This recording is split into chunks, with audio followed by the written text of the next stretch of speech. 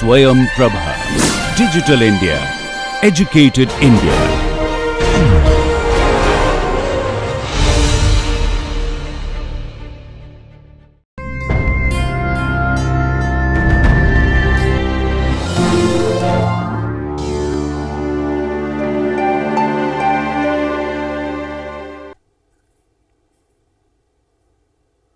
Welcome to Structural Dynamics class. So in this class we will discuss about how to generate elastic designs response spectrum. So this design response spectrum is quite a useful concept in the application of structural dynamics knowledge to earthquake engineering or earthquake resistant design of buildings. So quite often we need the maximum response which a structure will undergo under the action of earthquake. So we can read this design spectrum by using natural period of the building. So when we calculate natural period of the building, either from fundamental analysis or classical analysis or from empirical expression given in the relevant codes, we take that natural period of the building and read the design spectrum values. So these design spectrum values can be either displacement or velocity or acceleration depending on the application. But how do we develop this design spectrum? We have studied the response spectrum. So I suggest students to refer to response spectrum class once and then again come to this design spectrum class. So we'll discuss the steps for generating elastic response spectrum and then design spectrum. So the objective is this will be used for the design of new structures. It is required for seismic safety of existing buildings. So the given plot is the design response spectrum of given in IS 1893 code. So it is given for three types of soil conditions for 5% of damping, and natural period is ranging from 0 seconds to 4 seconds. So how do we select the ground motion? Depending on magnitude of earthquake, distance from the site, fault mechanism, geology and the path. So all these things affect our design spectrum and local soil conditions. So first step in generating the design response spectrum, that is selection of n number of ground motions. So many ground motions we select and then normalize all the ground motions, that means what time history of that for a given PGA. So say 1 PGA, normalize it to 1 PGA, normalize it to say 0.5 PGA, so 0.5 G P ground acceleration or 1 G P ground acceleration. And then later find response spectrum. So response spectrum values can be spectral displacement, pseudo-spectral velocity or pseudo-spectral acceleration for each ground motion by any suitable numerical method. So we can use say Newmark's method or we can use central difference method and then natural period for this one on the x-axis can range from 0.03 seconds up to 50 seconds. So long natural period is there. And then step 4. In step 4, get the statistical mean and mean plus 1 standard deviation spectrum. Then linearization of mean spectrum or mean plus 1 standard deviation by considering peak acceleration, peak velocity and peak displacement depending on the type of the curve we are using. And division according to the period. So Newmark and Hall have suggested certain periods where we can draw the straight lines in between those periods. So as you can see, 1 by 33 seconds is one period, and then 1 by 8 seconds, 10 seconds and 33 seconds. So these are the we can call it as the control points. Then 7, use transformation equation.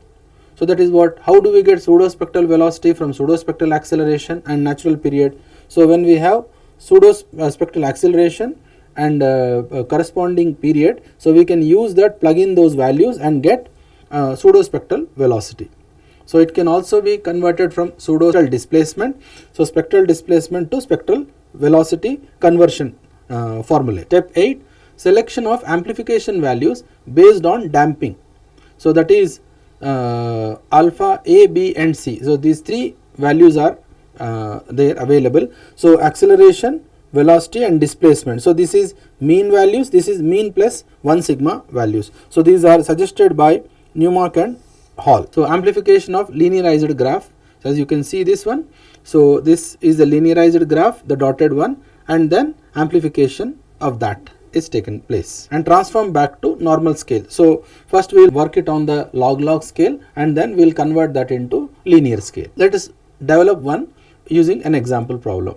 So generation of elastic response spectrum of a given say 10 ground motions. So first normalize ground motions, as you can see here. So this is normalized to 1 g value. So 90 seconds acceleration is given. So all the acceleration values are normalized to this value. They are normalized in the acceleration amplitude, not on time. So the response spectrum SD, PSV and PSA for each ground motion. As you can see, this is acceleration response spectrum, velocity response spectrum and displacement response spectrum. Okay. So the mean at this point will be taken as all these values average. So that is mean at that point. So like that at all points we take mean. So this is mean response spectrum and then mean plus 1 standard deviation response spectrum. So both are there here now.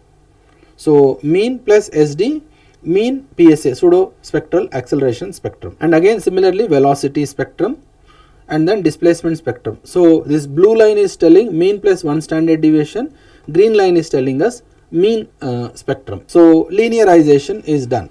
So linearization according to using this peak values, we do linearization of this acceleration, velocity and displacement region.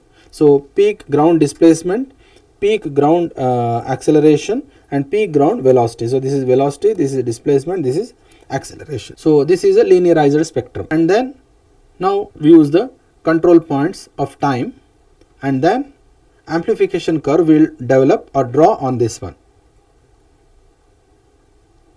using the amplification coefficients given in Newmark and Hall. So this we need to draw carefully. So this one is amplified using alpha and then parallel line is drawn here. So then we hit here and we hit here. So from this point, from this line we can directly take this line, a linear line from here to here, and then like that displacement. So it comes here, displacement. So acceleration and displacement and velocity curve is drawn directly from there.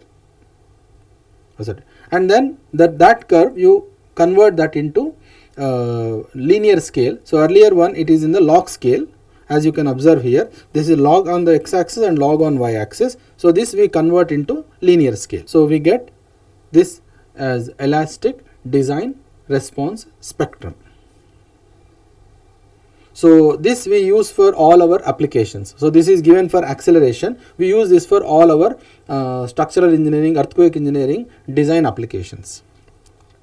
So what we have studied in this class is the procedure of construction of design response spectrum, okay, or design spectrum.